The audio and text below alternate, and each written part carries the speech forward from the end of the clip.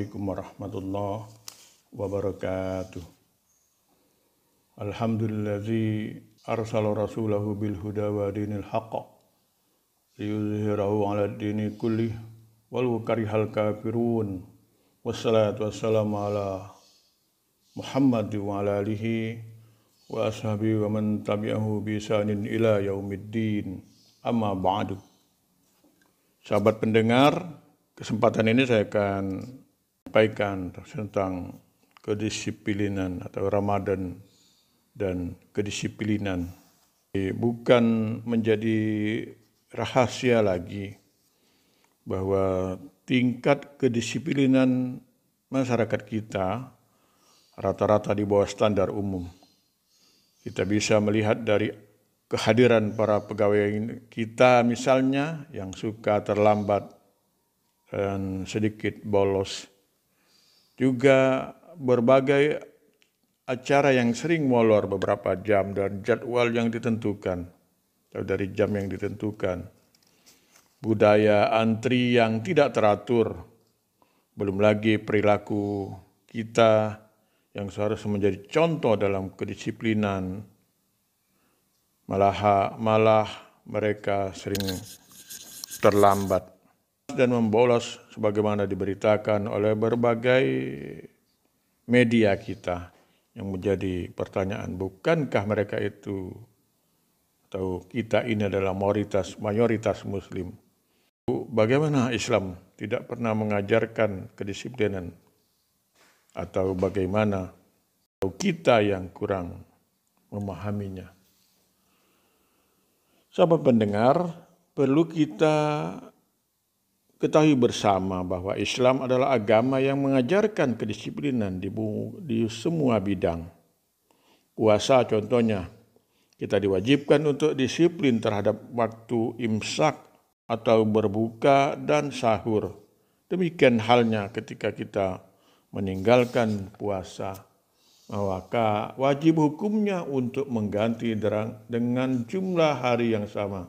Selain waktu terkait dengan ketepatan waktu, kalau azan sudah menggema, maka kita dianjurkan untuk menyegerakan berbuka. Tidak ada yang mengulur waktu berbuka. Demikian juga dengan waktu imsak untuk umat Islam mengakhiri saat tanda imsak berkumandang atau azan subuh.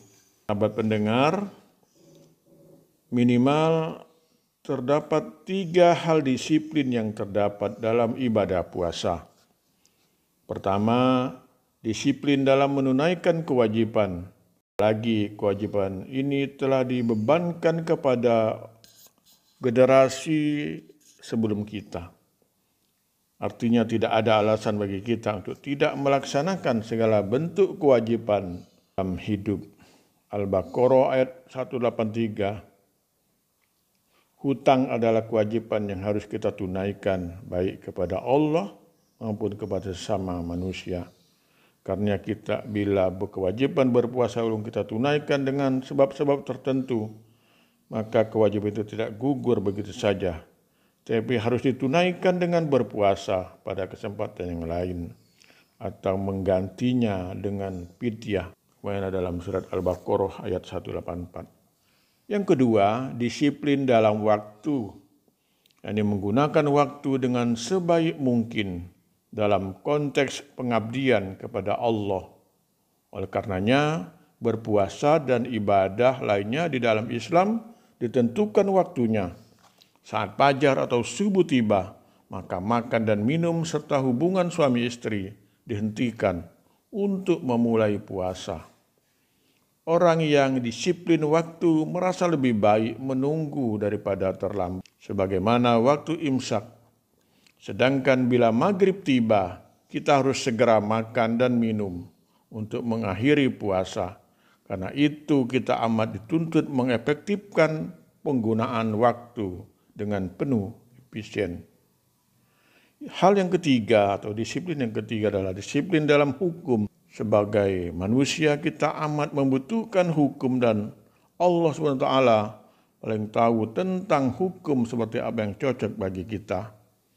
Melalui puasa, kita dilatih untuk disiplin dalam hukum, sehingga sesuai yang semula boleh menjadi tidak boleh.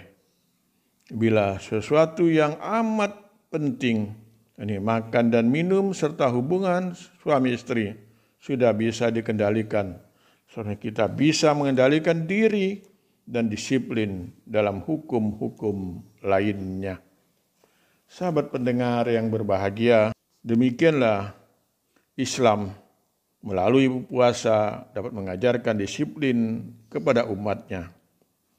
Oleh karena itu, bahagialah bagi kita yang mendapatkan kesempatan untuk menikmati Ramadan lagi, untuk melatih dan membiasakan diri agar menjadi hamba-hamba Allah yang bertakwa, hamba yang mampu mengaktualisasikan nilai-nilai disiplin atau dalam kehidupan sehari-hari. Dengan memberdayakan kedisiplinan ini, diharapkan umat akan mampu kembali menunjukkan eksistensinya sebagai sebaik-baik umat di muka bumi ini. Sahabat pendengar, ini saja yang dapat saya sampaikan pada kesempatan ini. Nasrun minallah wa fathun qarib. Wassalamualaikum warahmatullahi wabarakatuh.